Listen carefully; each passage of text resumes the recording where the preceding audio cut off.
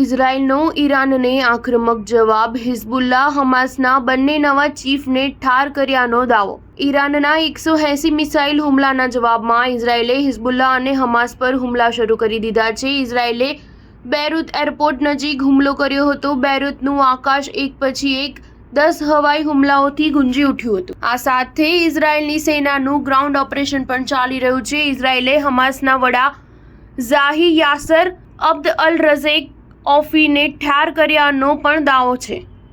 અહેવાલો અનુસાર ઇઝરાયલના હુમલામાં હિઝબુલ્લાહના વરિષ્ઠ અધિકારી હાશિમ સફીદીનને પણ નિશાન બનાવવામાં આવ્યો હતો। આ દરમિયાન હિઝબુલ્લાહે પણ ઇઝરાયલી સેનાના 17 અધિકારીઓ અને સૈન્યોને માર્યા હોવાનો દાવો કર્યો છે। સૂત્રોના જણાવ્યા અનુસાર વેસ્ટ બેંક તુલકારમ પર ઇઝરાયલના હુમલામાં હમાસ નેટવર્કના વડાને ઠાર કરાયો છે। હમાસ આતંકીની ઓળખ ઝાહી યાસર અબ્દ અલ રઝેક ઓફી થઈ છે। જો કે હજુ સુધી આ વાતની સત્તાવાર પુષ્ટિ થઈ નથી। ઈરાનના હુમલાનો જવાબ કેવી રીતે આપવો તે અંગે ઇઝરાયલે હજુ સુધી નિર્ણય લીધો નથી।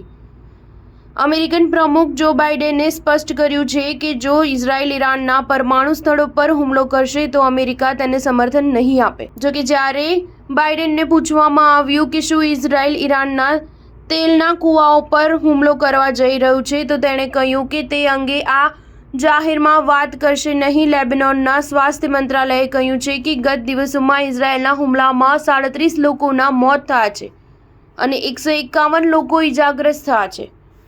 સ્ટાર ન્યૂઝ 7 હંમેશા સચ્ચાઈની સાથે।